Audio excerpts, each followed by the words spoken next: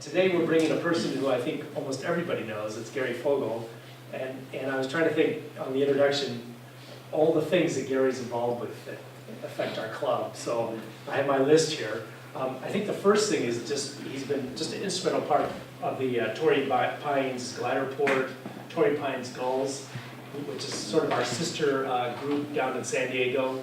And together, Gary and a group of us were thinking we needed to get some momentum for the West Coast clubs, and we thought maybe broadcasting this as a webinar was a good way to kind of bring our clubs together, because some of them are becoming more virtual as the traffic gets worse in California and on the West Coast. So the go-to meetings have proven to be really helpful in that. So Gary's been helpful as a big member in the South, the San Diego clubs, but he also has been the person running the go-to meetings for us. So he's behind the scenes, but he's been involved with almost every show of ours.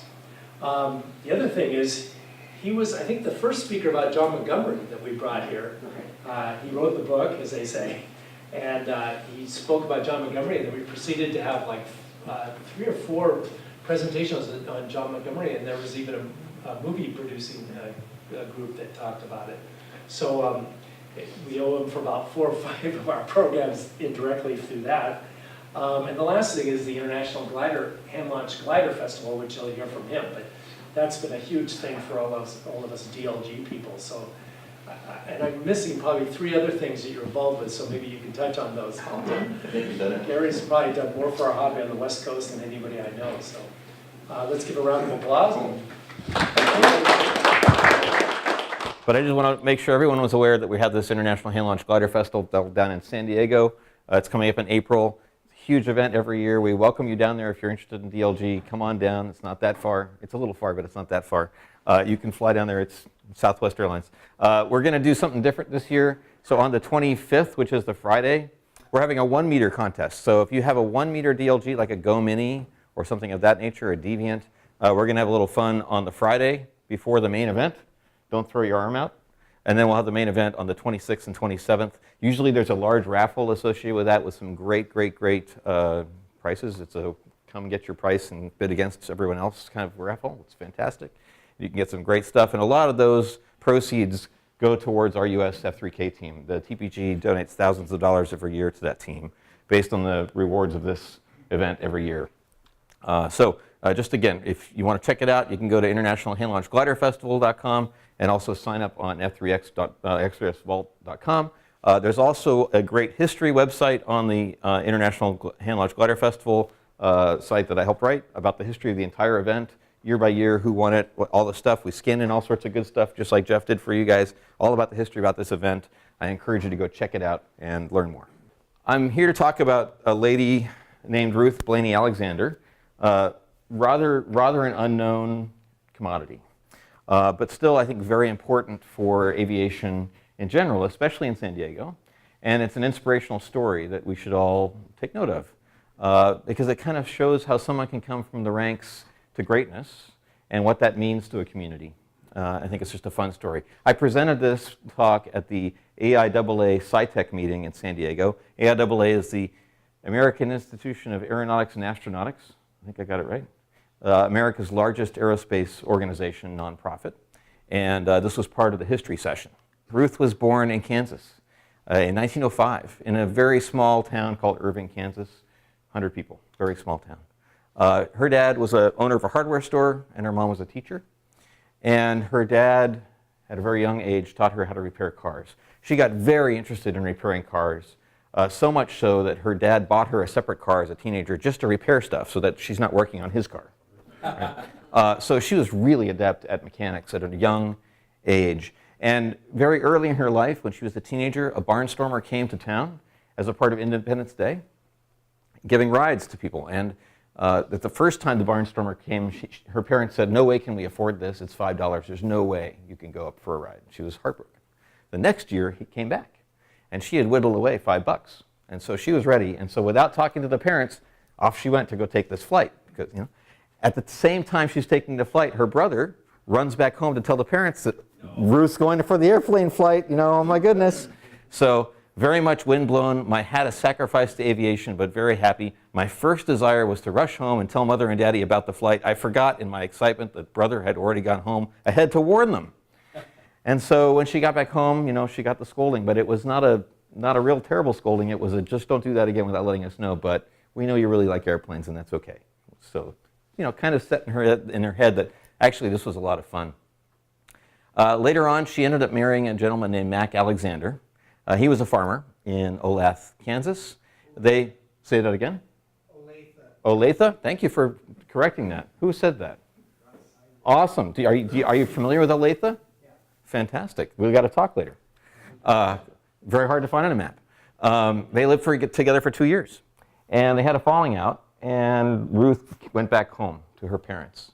While she was back home, she was breaking in horses on the family ranch, and she fell. She broke 7 ribs, broke her shoulder, several fingers, ended up going to the hospital. At the hospital, she got pneumonia in one lung, and then pneumonia in the other lung. And the doctors gave her basically 3 months to live. It's like, this is it, better make preparations.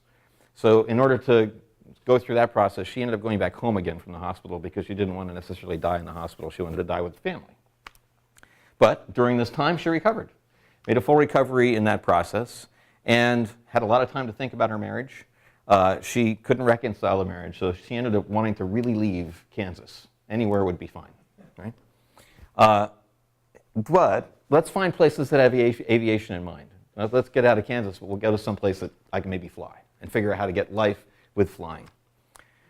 She ended up finding a group that was going from Kansas towards California to San Diego, and she was hired on as the driver to help, and as the mechanic to help make that journey. And 5 days later, she arrived in San Diego with $100 in her pocket, and here you are in San Diego, California. Now what? Very far away from her parents for the first time. And so she started working odd jobs around town, at the soda fountain, at a beautician's parlor, just trying to make ends meet. But there she was in what was considered to be the capital of the Western America's aviation. Kansas, Wichita was the capital of aviation for America, just starting out at the time. But in the West, San Diego was billing itself as the air capital of the West.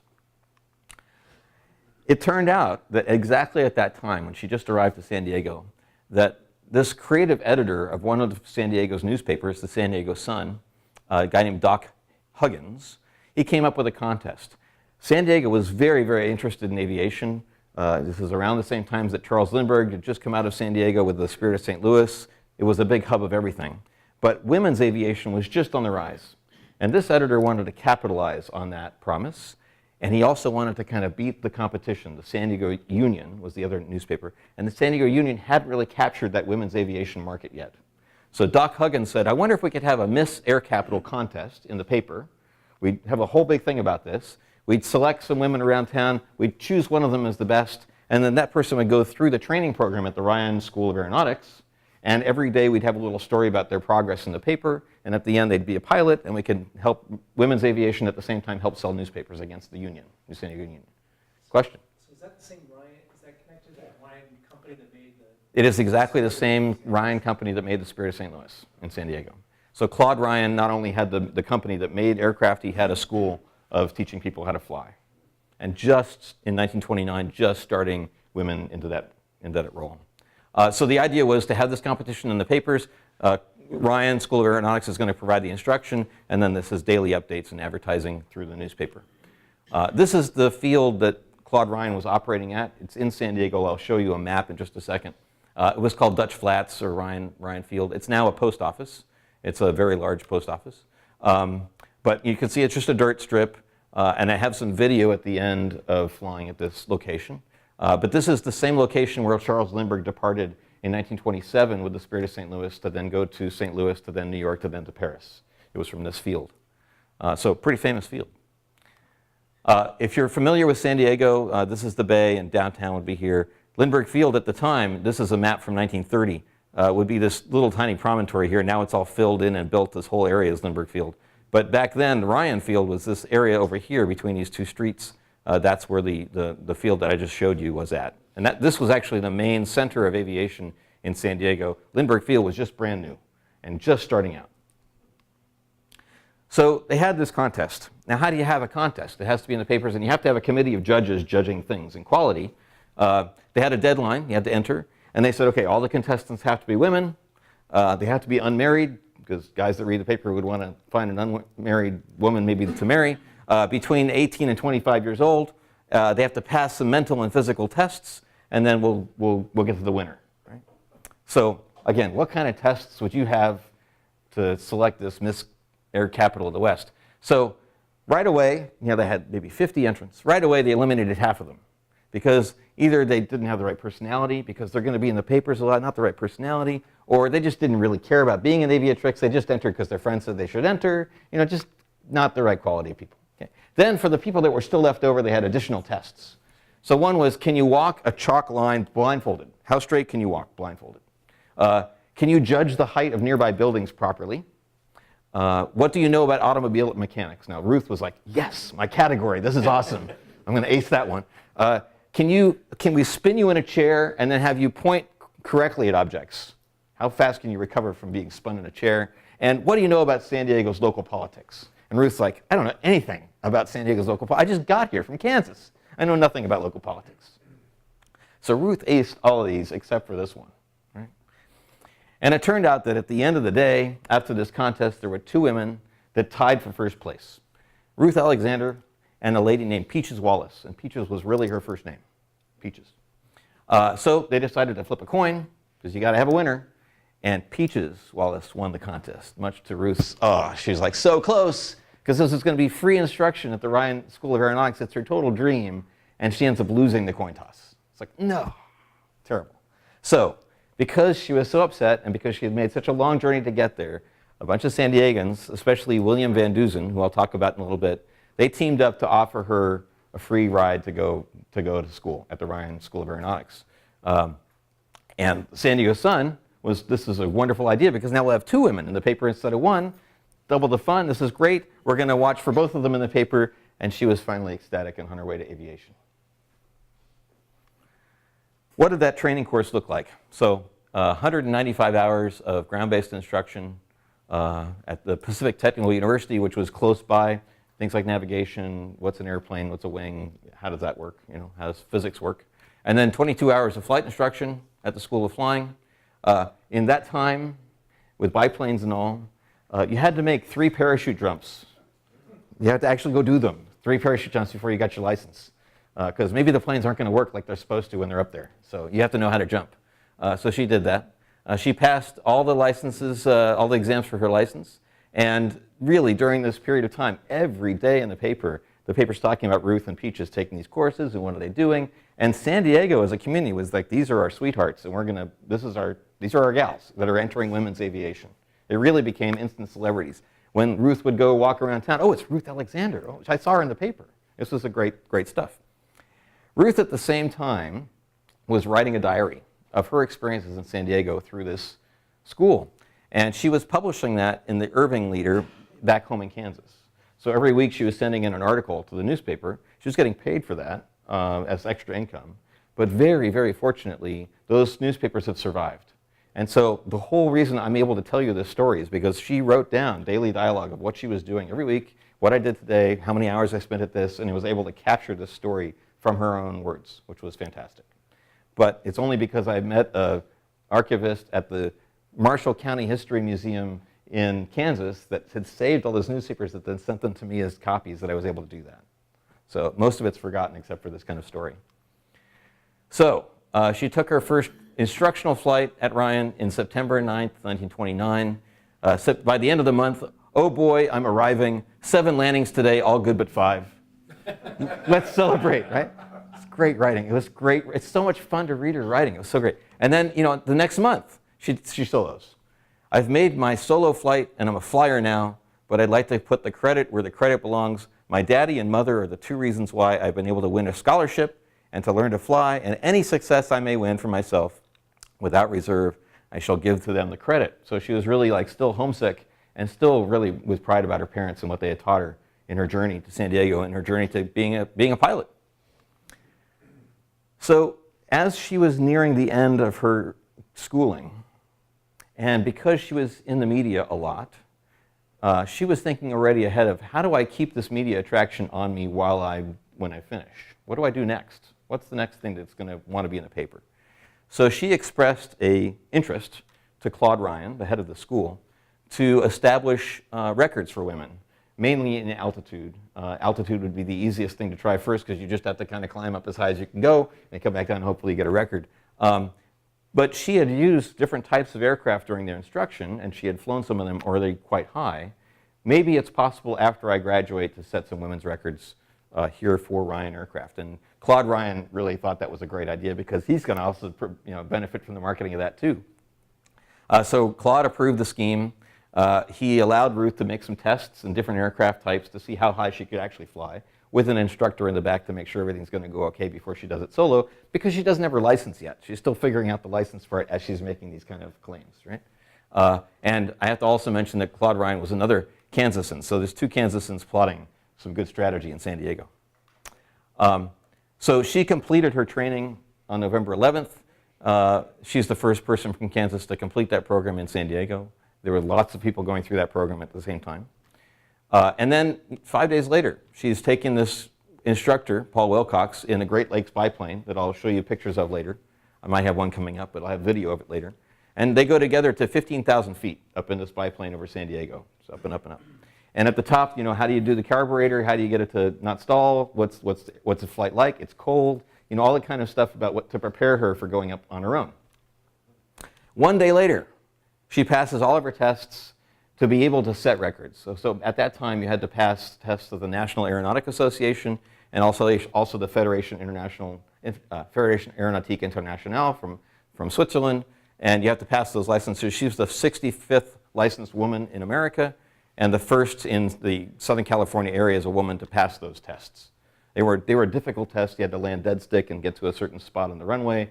Difficult stuff. And she did it basically still, just completing her licensing. And then the following day, so things are happening fast. The following day, she hops in this Great Lakes biplane, and she goes back up to 15,718 feet, and that established a new record for women in what was called light sport aircraft. At the time, that was a brand new record category. And it's pretty clear to me that that gentleman I'd mentioned before, William Van Dusen, he was the record keeper in San Diego. He was the one that was always watching the records, and he'd be the one certifying the tests on behalf of NAA. And so he was probably watching what was happening, recognizing that there's this new category for women in light aircraft, and recognizing that the Great Lakes biplane fits that category. If Ruth can just go up, she's going to set a record. So go up and set a record and come back down and land safely, right? And so she was the first to set this record in a new FAI category. And I have, very fortunately, some video of that day I'll show you at the end of the talk. So after setting a world record over the skies of San Diego, this sweetheart of San Diego is now the celebrity. She is like Amelia Earhart in San Diego. She's it. And so they had a huge dinner for her on the 22nd. The mayor of San Diego attends. There's a big thing. And she writes in her diary, "Big dinner tonight with me, it. It was like being in a dream. I never did know when it started or ended. General Terry of Coronado and his wife gave me $100 all my own. Oh, gee, I love them. I love everybody, and I'm going to keep on flying always, right? Because it's just San Diego was like, keep going, this is awesome, we're going to pour money into you because you're awesome, right? And she was writing letters back to her parents talking about how great everyone was out in California. And her parents were writing letters back to William Van Dusen and other people like Claude Ryan saying, thank you for taking care of our daughter so much. She loves it. Thank you for being our godparents out in San Diego. This is great. Again, huge in the paper all the time. The company that she had used Standard Oil as a part of her record attempt, and because her record attempt also used a Great Lakes biplane and Standard Oil, both those companies also were profiting from the national press that this got. So Standard Oil, the CEO of Standard Oil said, we're very happy with you. We'd love to fly you up to Oakland. We'd love to have you meet Amelia Earhart and have a lunch, and you can get to talk to Amelia Earhart. She's like, how do I sign up? Let's go. So they flew her up from San Diego to San Francisco. She met the president of Standard Oil, and then that afternoon they had a lunch with Amelia, so they both sat at a big table together. Another native of Kansas, by the way, and a special lunch in Ruth's honor with Amelia attending. That must have been fantastic. And then that afternoon, despite the fact it was kind of rainy, they hopped in a Ford Trimotor at Oakland, and flew around the bay, but with Ruth at the controls. So they offered, if you know how to fly, remember, this is now maybe 1 month after she's got her license in a single engine plane and has just climbed to 15,000 feet once. Here's a Ford triplane. Let's see if you can fly it. And she flies all the way around the Bay Area and lands at Oakland. Right? Amazing stuff. For 20 minutes, she was doing that. So only the third woman recorded to be able to fly a Ford trimotor. And at exactly that same time, the gentleman who had worked for Ryan, William Hawley Bolus, he was the superintendent of construction on the Spirit of St. Louis. So he was the guy in charge of making sure the Spirit of St. Louis would get out the door in San Diego on time. He was also a huge glider fan and very interested in developing gliders. He, largely to his credit, made San Diego a hub of gliding in 1929 and 1930. He set several records for soaring, or duration records in San Diego, all officiated by, again, this guy, William Van Dusen. And here he is testing new aircraft at Lindbergh Field, testing new designs, towing primary gliders behind cars to get people to see what gliding's like. And one of the people that sees this happening is Ruth Alexander. She's like, what is this gliding stuff? Why are they just towing behind a car? What is this all about? Can I take a flight too? And she really wanted at that time to get into gliding. It was a new sport. And women had just starting into this sport that was mainly a man's hobby. She wanted to become the first woman to hold a first-class glider license in America. There were women that had held a third-class glider license. A lady named Maxine Dunlap had set a third-class glider license here in San Francisco. She was the first woman to earn a license in America here in San Francisco. But then it took a lot of time before anyone else would attempt that as a woman, and no one had succeeded in getting a second-class license or a first-class glider license. First-class glider license required a soaring flight of 5 minutes. Hard to do back in 1929, 1930. But she wanted to be the first. As it turned out, because of all of Bolus's accomplishments with records, the Lindberghs had heard about those accomplishments. And of course, Charles Lindbergh knew Hawley Bolus on a personal basis. He had helped build the Spirit of St. Louis. Charles Lindbergh wanted to come back to San Diego to specifically learn how to do gliding. And so both Charles and Anne came from the East Coast to San Diego, with Anne wanting to become the first woman to become a first-class glider license. Now, when Anne Lindbergh comes and you're Ruth Alexander, okay, you have first crack at it. Go try. If you succeed, I'm all happy for you. If you don't, I'm next, right? And it turns out Anne Lindbergh did try, and she did succeed in end of January 1930 to become not only the first to get a first-class glider license, but she got all the classes of glider licenses in one flight of 6 minutes duration off of a mountain near La Jolla. That was a great flight. So just to give you some pictures at the time, this is at Lindbergh Field in about 1929. This is one of Hawley Bolus's very early gliders. This is his number 16 glider on an auto-tow flight test at Lindbergh Field. So you can see people are watching. It would have been the kind of activity that Ruth would have seen at the time, and just a very bizarre, different kind of flying that no one was really expecting. This is Anne Lindbergh on the right and Hawley Bolus in a primary glider trainer that was used at Lindbergh Field for Anne Lindbergh's glider instruction in the morning of January 29th, 1930. And then that afternoon, she was shock cord launched in this big sailplane, a Bolus sailplane, off the top of an 800-foot mountain. So, you get your morning instruction. You're good? Okay, let's go. Get lunch. Okay, you go in the mountain. Off you go. Get your license 6 minutes later. Shock cord is a high start? Basically, it's a catapult. Yeah, it's a big slingshot. We're going to slingshot you off the mountain, right? And this is Charles Lindbergh wondering if this is such a great idea or not with Anne in the cockpit. So she succeeded. So because of that, again, more huge local press, that both the Lindberghs were in town doing gliding and that Anne Lindbergh had become this first woman to get a first-class glider license was amazing locally. Because of that, a new club formed, the Anne Lindbergh Gliders Club. The women in San Diego decided, we're going to take on gliding. And we're going to dedicate ourselves just the way Anne Lindbergh did. They have an honorary president, Anne Lindbergh. She never really flew with the club. It was just honorary. But Ruth Alexander was one of the leaders of that new club. And she then qualified for her second-class glider license in 1930, just a few weeks later. She's the second woman in the US to do that. And then going for her first-class glider license, she ended up crashing in a primary glider. It was a very odd wind day, and Hawley Bolus wrote about that later on as having really severe cross currents where they were taking off. And unless you exactly knew what you were doing, you were going to get stuck into turbulence. And she ended up crashing into the mountain, not injured terribly, had a cut on her nose, that was it. But not successful in getting her first-class glider license. And then later that same evening, Hawley Bolus went to Point Loma in San Diego, a different area, and ended up soaring for 9 hours and 5 minutes, which was a new record for soaring in America's history at the time. 9 hours is a long time. So he was a busy guy that day, from being one place to the next. Very interesting day. And again, just so you know where you are in San Diego, again, downtown's down here, Lindbergh Field. Mount Soledad is this mountain up here near La Jolla, and a lot of the launching was towards the west and soaring back and forth along the mountain on this side. And Torrey Pines is up here, these cliffs right here. And I'll mention it briefly, but it's not in the talk. Just after this same time, Charles Lindbergh launched in a same kind of sailplane from the top of Mount Soledad, and he was the first to recognize that, hey, if I fly north along here, maybe these cliffs will have lift, and I'll be able to soar all the way down to here, which he did. And so Charles Lindbergh is the first known pilot to use a sailplane at Torrey Pines by this flight from Mount Soledad towards the north, which set a regional distance record at the same time. Holly Bolus was doing a lot of his flying down here on Point Loma, back and forth on the ridge here as well. And that's where a lot of his records were set. Again, so a lot of pilots were flying primary gliders. This would be representative of the kind of glider that Ruth would have flown and crashed in. And this is the shock cord that is used to launch the glider. You can see that the people here are about to fall over from the energy being released from that shock cord.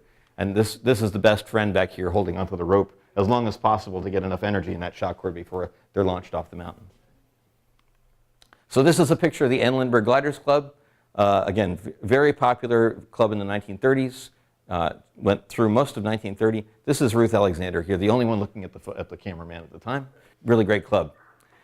A month later, a company had formed called Pacific Coast Gliders. It was another instructional glider company in San Diego, and their instructor, Jack Barstow, became injured in a glider accident.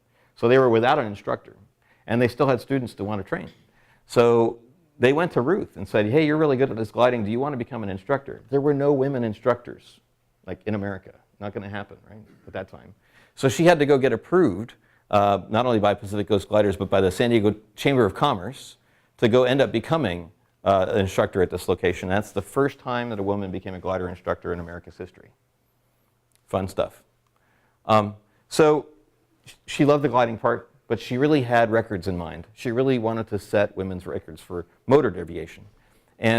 But she's still working on the side. She's got this media stuff. She still doesn't have enough income to be able to get her own plane. It's a high hurdle to do what she wants to do. And it turned out that this general in Coronado, evidently very wealthy and very personable gentleman, they really had become her foster parents and taken her under their wing. And in April of 1930, they just wrote her a check for a plane. And they said, we love you so much that here's this check. Go out and buy your Barling NB3 and bring it to San Diego, and you can have fun. And amazing people at the time. That's just an unheard of thing. That aircraft arrived in May. Ruth had already arranged to have a special engine, a Warner Scarab, applied to that. She was the one who helped install it, and that was a fun thing. So here's a picture of the plane. It's a two-seater plane. She would fly it solo most of the time with extra fuel or extra provisions up in front. And this is again at Lindbergh Field in 1930. This was actually a popular low-wing monoplane for distance flying at the time. So in that plane, on Independence Day 1930, Ruth took off from Lindbergh Field with this attempt to go break her then still extant record of altitude. She wanted to fly higher than she had done previously. And she ended up climbing to 21,000 feet in that NB3 Barling. After 2 hours and 30 minutes, 2 hours and 30 seconds later, she landed. This was with oxygen, not as an oxygen mask, but just kind of biting onto a tube, and hopefully you get enough oxygen. And I'll show you a picture of that coming up. Pretty harrowing stuff. So she climbed to 21,000 feet. Now that's nice. And she was watching the altimeter do this. But the barograph that was used to record the official record, the drum of that thing ended at 20,000 feet because no one thought she was going to go higher than 20,000 feet. She'd gone 15,000 feet last time. A barograph that goes to 20,000 ought to be okay. So she exceeded the barograph without knowing. And so the whole thing's unofficial. Oh, what is this? Crazy. She knows she can do it, but that's terrible. So here's a picture of her after that flight. You can see her biting on the tube for the oxygen. Right?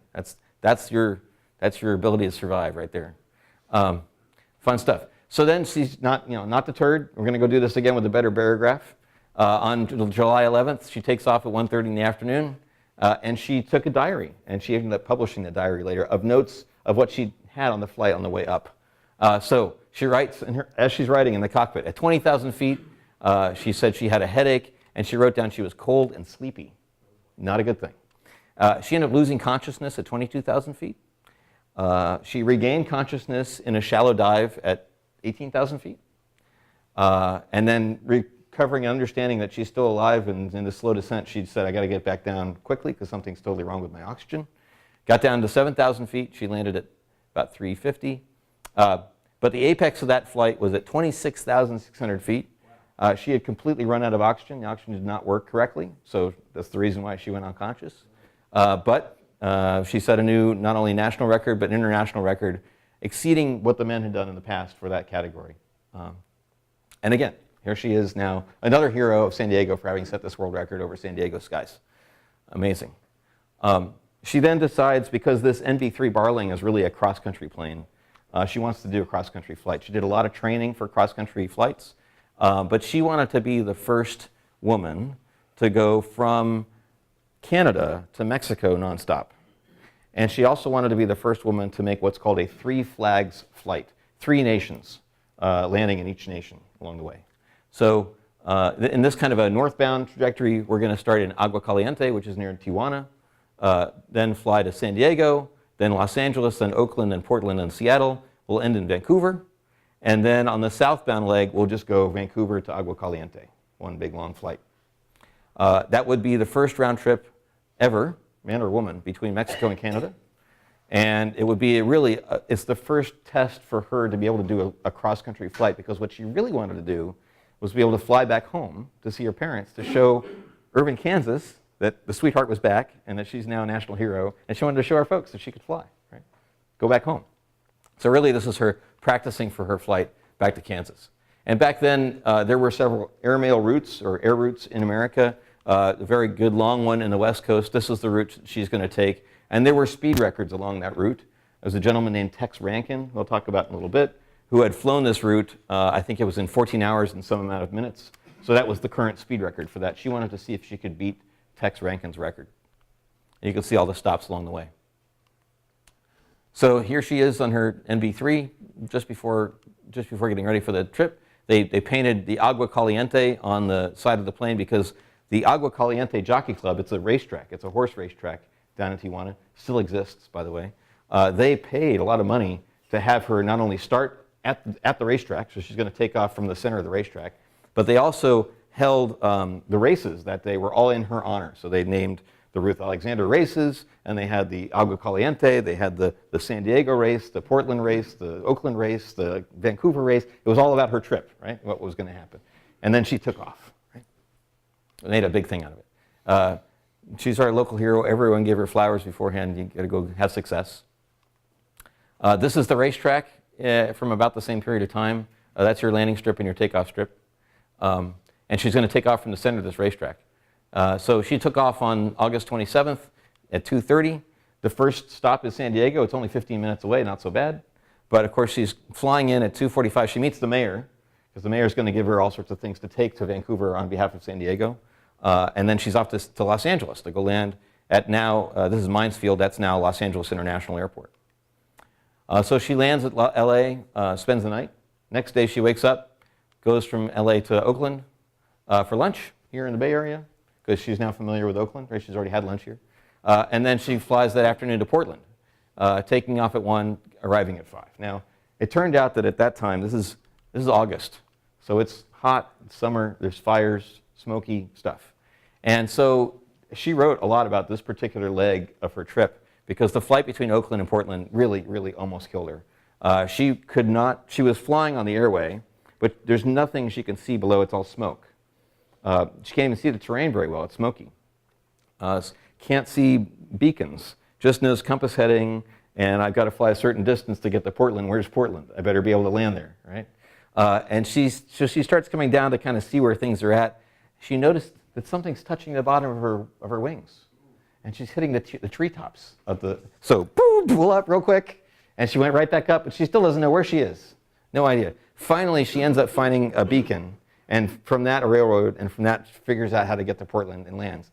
And it's only because the gentleman in Oakland overfilled her tank with more gas than she expected she'd need that she had the gas to be able to make that leg. Had the mechanic actually done what he was supposed to do and only put in the gas that she thought was needed, she would have perished. Crazy. So she ends up being in Portland, very happy to be in Portland. She then departs the next day for Seattle, lands in Seattle, then goes to Vancouver in the late afternoon. Great stuff. And then she takes 2 days to rest, takes off at 3:20 in the morning, flies the whole route over Washington, Oregon, Northern California, over Los Angeles. She comes to Los Angeles and Long Beach. She drops a note over Long Beach Airport to tell by telegraph, hey, tell the folks in Agua Caliente to put the lights on because I'm behind schedule. And she ends up landing at Agua Caliente at 7:15. Total flight time, 15 hours, 54 minutes, nonstop. It's a long flight.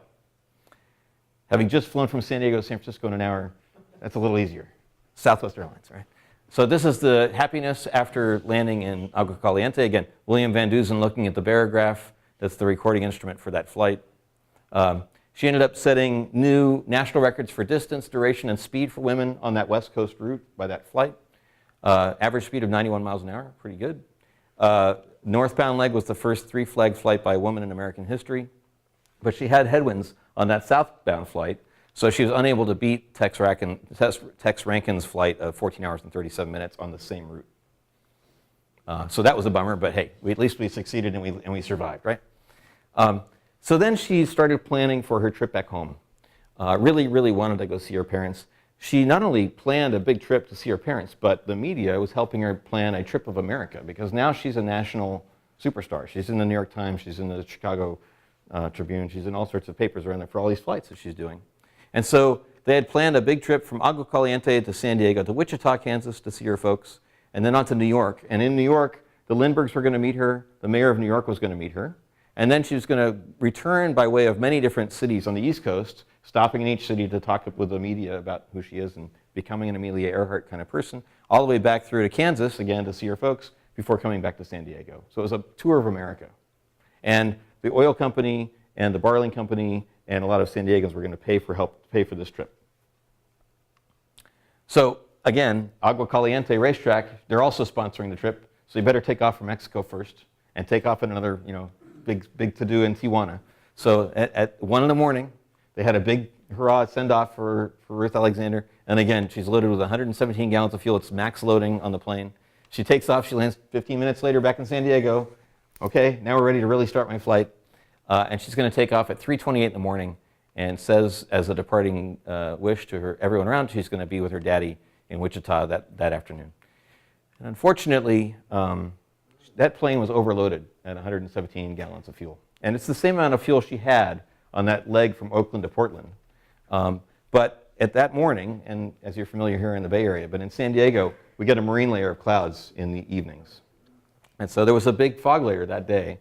And she took off heavily loaded, high wing loading, climbing up and stalled, likely tip stalled in the fog, and then crashed immediately at a place called Plumosa Park, which I'll show you a map of in just a second. It's about 4 miles from Lindbergh Field. And there was no fire from that crash despite all the gasoline. She had told people if she was unable to get through the clouds, that she'd come back and land 15 minutes later. So if you wait 15 minutes and I don't come back, I'm on my way. So everyone waited 15 minutes. They didn't see any crash or didn't hear anything, so they went back home at 3 in the morning. And then they woke up that same morning, to read in the papers that actually she had crashed and died. So she was killed instantly by that crash. It was a very, very fast, straight into the ground kind of crash. But again, the likely cause was that she tip stalled without the altitude needed to recover. Here's Lindbergh Field. Again, it was just this little tiny promontory at the time of landfill, and then she would have taken off to the west and she crashed here. So a sad ending. And that was a huge tragedy for San Diego, also a tragedy for Kansas. It made national papers. It even made Time magazine that she had passed away in this fashion. It ended up happening that during the inquest that happened after her death, it was discovered that she had actually married. She had married a naval sailor and was going to meet him in New York as a part of this trip. He was stationed back east. He had been previously stationed in San Diego. He was back east now. And then they were going to come back and then meet her parents as a part of this whole trip. So the two-seat plane was going to work out really well. So unfortunately, that was part of the tragedy. The other tragedy was that it turned out that she had never actually formally divorced that guy, Mac Alexander. And I mean, in 1930, a woman doing all this stuff and then realizing she's married another guy while she really still wasn't divorced, oh my goodness, that was more media blowing than the actual fact that she had just died. And so within like 2 days, the talk went from terrible tragedy of crash to, wow, this woman was this crazy double life. And it took all of San Diego and the air board to come back and say, no, she thought she was divorced. We all know she was divorced. She was doing this the right way. Let's get the story right. And, stop the fake news and let's get on with this real tragedy. And so that was unfortunate because it kind of put a mar on the end of her life. She really pushed the boundaries for women. Really at the inception of organized sports for women. She was a member of the 99's organization of women's pilots that still exists today. And really she helped capture all that's good with women's aviation and really took the risks that make life worth living despite the fact she ended in that disaster. So again, lots of thanks for understanding that whole story, especially the Marshall County Historical Society, which kept all those papers. Thank goodness I had that because she wasn't writing anything else. And it was very difficult to piece it together without her own writing. So that was really the basis of it. So I thank her too. And now I've got this great video that I want to show. So this is a rare video. It's the only video I know of her. There's no audio, so I'm going to narrate this for you. Okay, so again, this is the only video that I know of Ruth. No audio, so I'm your audio. This is on This is on YouTube. You can go look for it. Ruth Alexander, Ryan Field. That's Ruth. This is on her first record attempt. So in the Great Lakes biplane, you'll see in just a second. That's the Great Lakes plane. This gentleman, that's William Van Dusen, about ready to help her out.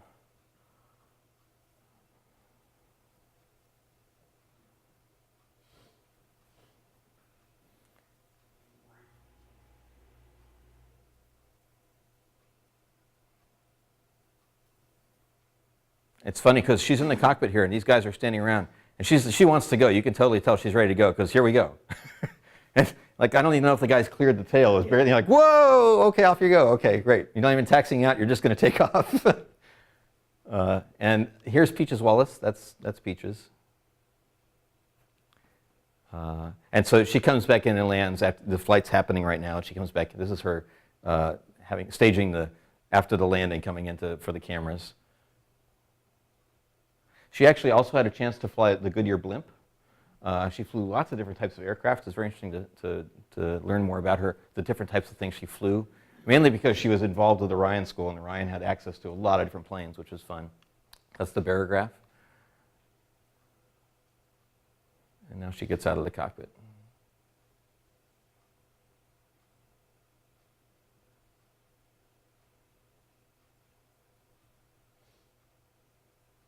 Anyway, I think that's about all that's there.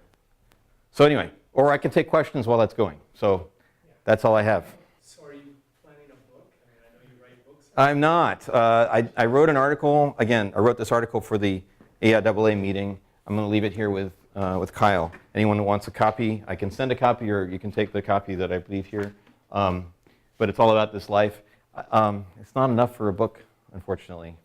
I am writing another book right now on an early balloonist who ended up also working a lot here in the Bay Area. So once that book gets done, I'll come back and talk about that guy. We'll put that in the future. But he was also not just a balloonist, but also a parachutist. So parachuting from balloons and doing that for exhibition. Fun stuff. No gliding, but it's still a cool story. Any other questions? Yeah. You said San Diego, was it Aviation History Museum, or what's the name of the group that had wasn't there, like, somebody had all these pictures? That was in the Marshall County Historical Society in Kansas. Kansas. So I wrote to them saying, I'm interested in this Ruth Alexander. Do you know anything about them? And she's like, of course we know about Ruth. And I found the one woman who remembered Ruth's stuff and knew where the folder was and sent me everything. And I was like, thank you. That's awesome. I used the pictures in my little promo. Yeah, for this, right. And they allowed me to do it. Yeah. Totally So the San Diego Air and Space Museum also has photos of Ruth, and they're very kind. This is also a San Diego Air and Space Museum product. So San Diego Air and Space Museum is fantastic because they're trying to digitize a lot of material. People donate photos and then they scan them, just like Jeff scanned all the newsletters and stuff for you. San Diego Air and Space Museum is doing that, digitizing, putting it up on the web, and then anyone can use that. If you're going to use it for commercial purpose, then there's a royalty back to them. But if you're going to use it for something like this, educational, free rights to use. And also videos on YouTube that you can go search. So there's plenty of great photos from the San Diego Air and Space Museum on Flickr that anyone can search. And I think it's the more photos than any other museum has online. What was that glider that Otis was launching off? The large one, it was a 60-foot wingspan Bullis sailplane. So he made, I showed you a picture of the number 16 sailplane at Lindbergh Field on a flight test. It was a bigger version of that. That first one was a 48-foot span. He made a 60-foot span. And a cantilever with tip ailerons. So the first one had conventional ailerons, but then later models had a tip ailerons, rotational. At the start, they were independently controlled from the cockpit, and then later coordinated. And that was the sailplane that he set lots of records in. Number 20 sailplane and number 24 sailplane were the ones he was really using for records. And then also the same, number 24 is the one Charles Lindbergh flew. So that was a popular design in 1930. Big sailplane. Yeah, big floater. Yeah. So anyway, I don't know if that was the video of Ruth's flight in the blimp, but that was the same time that she would have been taking the flight. Anyway, the moral of the story is don't fly with a heavy wing loading and tip stall. That's the moral of the story. Yeah. All right, thank you. Thank you. Yeah.